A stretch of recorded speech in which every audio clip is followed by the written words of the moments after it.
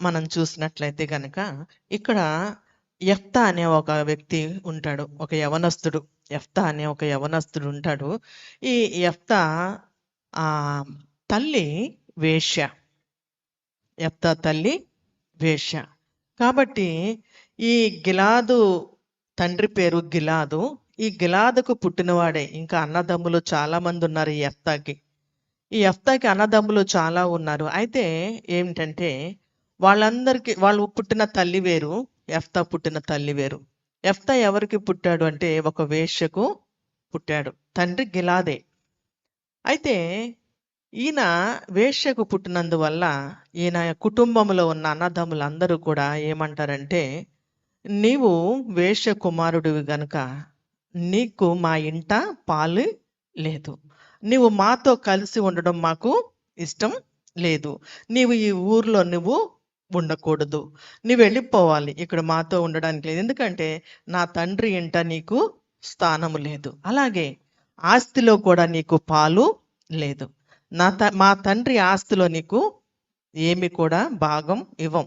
ఆస్తిలో భాగం కూడా నీకు ఇవ్వం. ఎందుకు అనంటే నీవు ఒక తృణీకరించబడిన స్త్రీకి, అపవిత్రమైన స్త్రీకి, నీవు అందరి చేత హేళన చేయబడిన స్త్రీకి నీవు వేశ్యగా ఉన్న నీ తల్లికి నువ్వు పుట్టినవాడవు గనుక నీవు మాతో ఉండడానికి వీలు లేదు అని చెప్పి ఈ యెఫ్తాను త్రోసివేస్తారు కుటుంబంలో నుంచి. అంటే ఎందుకు పనికిరాని వాడుగా ఉన్నాడు. కానీ ఈ యెఫ్తా యొక్క లక్షణాలు గనక మనం చూసినట్లయితే యెఫ్తా చాలా బలమైన వాడు, యుద్ధ వీరుడు, మరి చక్కటి జ్ఞానము కూడా కలిగిన వాడుగా చూస్తూ ఉంటాం. అలాంటి వ్యక్తిని వీళ్ళ అన్నదమ్ములందరూ కూడా త్రోసివేశారు. త్రోసివేసినప్పుడు యెఫ్తాకి ఏం చేయాలో అర్థం కాలేదు. అర్థం కాక ఈయన ఏం చేశాడంటే వెళ్ళిపోయాడు. ఆ ఊరు విడిచి వెళ్ళిపోయిన తర్వాత అక్కడున్న కొంతమందితో ఆయన స్నేహం చేస్తూ జీవిస్తూ ఉన్నాడు. అది మనం చూద్దాము. 11వ అధ్యాయంలో మనం చూసినట్లయితే గిలాదు వాడైన యెఫ్తా పరాక్రమము గల బలాఢ్యుడు. అతడు వేశ్య కుమారుడు. గిలాదు యెఫ్తాను కనెను.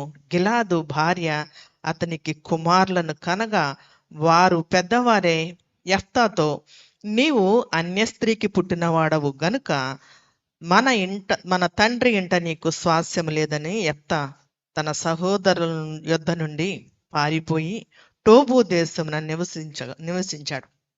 ఈయన ఇక్కడి నుంచి వెళ్ళిపోయాడంటే యెఫ్తా వెళ్ళిపోయాడు. యెఫ్తా వెళ్ళిపోయి టోబు దేశంలో జీవిస్తూ ఉన్నాడు. ఎలాంటి వారితో జీవిస్తున్నాడో చూద్దామా? అల్లరి జనము యెఫ్తా యొద్దకు వచ్చి అతనితో కూడా సంచరించుచుండెను. ఈ టోబు దేశంలో అల్లరి జనం ఉన్నారు. ఈ అల్లరి జనముతో అంటే అల్లరి జనం అంటే ఎవరుంటారు? సాధారణంగా యూత్ పిల్లలే ఉంటారు, యవనస్తులే ఉంటారు. ఈ యవనస్తులతో పాటు కలిసి జీవిస్తూ ఉన్నాడంట ఎవరు? యెఫ్తా. ఈయన జీవిస్తూ ఉన్నప్పుడు అల్లరి జనంతో జీవిస్తూ ఉన్నాడు. అల్లరి జనంతో జీవిస్తూ ఉన్నప్పుడు ఇప్పుడు ఈ యెఫ్తాకు మంచి పేరు ఉంటుందా, చెడ్డ పేరు ఉంటుందా? చెడ్డ పేరే ఉంటుంది. ఒక స్నేహితుడిని చూసి అతను ఎలాంటి వాడో మనము అంచనా వేయొచ్చు.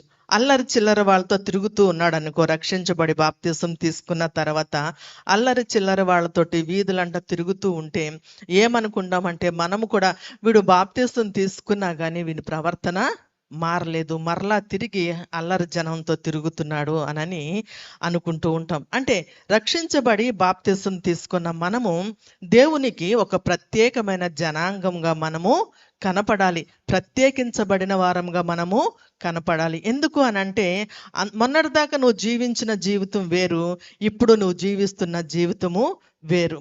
అంటే అనేక మంది మనల్ని అనొచ్చు, అనేక మంది మనల్ని అవమానపరుస్తూ ఉంటారు. వరే అబ్బో మొన్నటి వరకు వీడు ఈ విధంగా జీవించాడు, ఇప్పుడు బైబిల్ పట్టుకొని చర్చికి వెళ్తున్నాడు అని మనల్ని హేళన చేస్తూ ఉంటారు. అట్లా హేళన చేస్తూ ఉన్నప్పుడు మనం ఏమాత్రం కూడా కృంగిపోవడానికి వీలు లేదు. ఒక్కొక్కసారి అన్నదమ్ములు మనల్ని తృణీకరించవచ్చు, లేకపోతే తల్లిదండ్రులు మనల్ని తృణీకరించవచ్చు, లేకపోతే నీ భర్తే నిన్ను తృణీకరించవచ్చు, అవమానపరచవచ్చు. ఎన్ని అవమానాలు వచ్చినా, ఎన్ని హింసలు వచ్చినా, ఎన్ని బాధలు వచ్చినా ఒక టైం అంటూ ఉంటుంది. ఒక టైం అంటూ ఉంటుంది. ప్రతి ఒక్కరికి కూడా ఒక టైం అంటూ ఉంటుంది. ఆ టైం వచ్చేంత వరకు, దేవుడు నిన్ను హెచ్చించేంత వరకు నువ్వు దేవునిలోనే నిలిచి ఉండాలి.